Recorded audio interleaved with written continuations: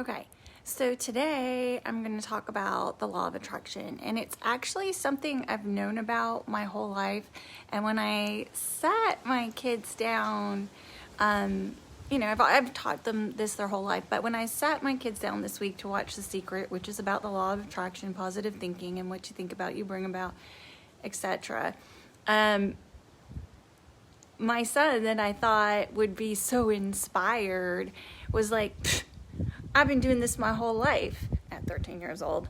How you think I got in the space program in elementary school? And I was like, all right, well, he's the one that sees fifth dimensional stuff a lot. And so that was, I shouldn't have been surprised, right? He's been probably working with it his whole life and knew about it. Some of us do. So basically, the premise of it is that what you think about, you bring about. What you focus on expands. Thoughts are energy. Whether they're good or bad, you're attracting whatever it is into your life just by what you're thinking, right? Like, think about when you've walked into a room and you've seen just the energy of someone, and it just looks like maybe they're not in a good mood, or maybe they're in a great mood, and you kind of like feed off of that, right? Well, it comes from our inside, and that starts with our thoughts, and then our thoughts go to feelings, right? And then we project out what we're feeling and thinking, and everybody else around us picks that up, right?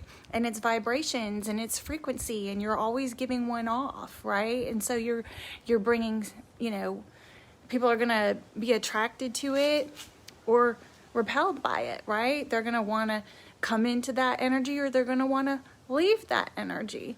And there's a great example on The Secret that the guy uses. He thinks about his parking spot, and he wants the best parking spot, so he focuses on getting the best parking spot. And sure enough, when he drives in each time, there's the car pulling out of the perfect parking spot for him to pull right in, right? I know personally it's kind of fun to use this, if you need an answer, because you're allowed to pray to God, right? And you're allowed to ask for confirmation. And so I've noticed, when I've prayed for stuff and I'm like, God, if you could just give me some confirmation on such and such, I can literally go on Instagram or Facebook or Pinterest and just, it's just given to me, right? Like the internet and social media has been great tools for confirmation in biblical verse, or sometimes just thinking about the person when I'm writing out gratitude, and I'll be like, oh, I haven't heard from so and so in a while, and sure enough, I'll get a text that day from them, or I'll see them comment that day on one of my Facebook posts, and you just kind of see and feel that you're in alignment. There's a friend of mine who he gets a kick out of it because he doesn't necessarily believe I don't think he always believed I could do it, but I only communicate with him in fifth dimension and answer him in third. And it blows, I think it blows his mind, and he gets a little bit of a kick out of it, but I'll only get feedback from him fifth dimension, and then I'll answer him in third, on social media or something like that. So, it absolutely works. And so if you're thinking about positive things, then more positive is going to come in, especially if that's what you're sending out. Just like when you're thinking about negative things, right? You're going to, sometimes you drop into a frequency for one reason or another. Maybe you're having money problems and you're in this frequency of maybe complaining a bit, or you're just kind of stuck. Well, you're going to attract people in that are, that think like that too, or, are cynical and sarcastic and crab in a buckety, and you're just going to be stuck there for a while until you cycle out, and then you'll bring in the other types of people.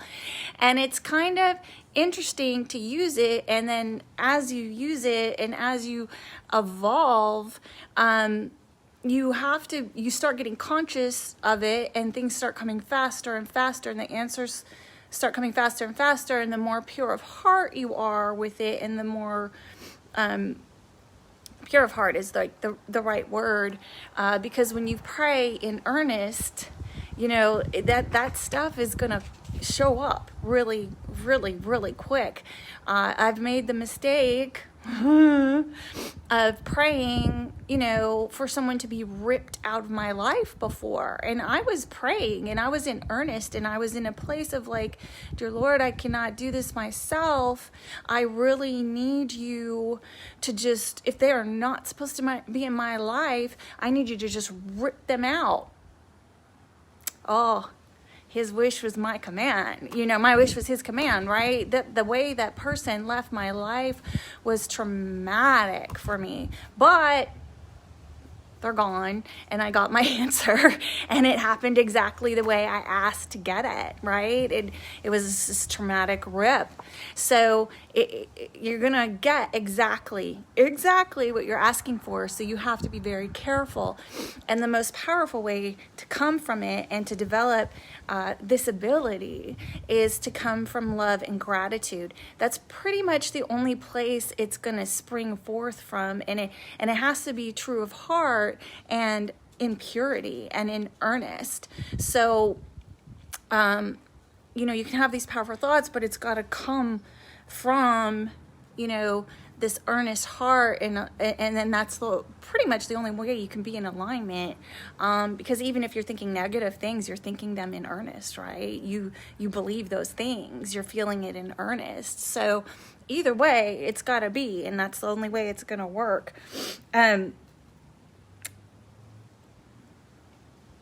So if you're looking to tune into it, and the way to start, I personally pray every day, and I have a prayer list I write out, and then I have a gratitude list I write out, and I do the gratitude first because, you know, I want to come before God and be thankful, and then I ask for the things that I want and wish to happen. And I find that it works best, and it always works best and is 100% effective when you're pure of heart, when you do it.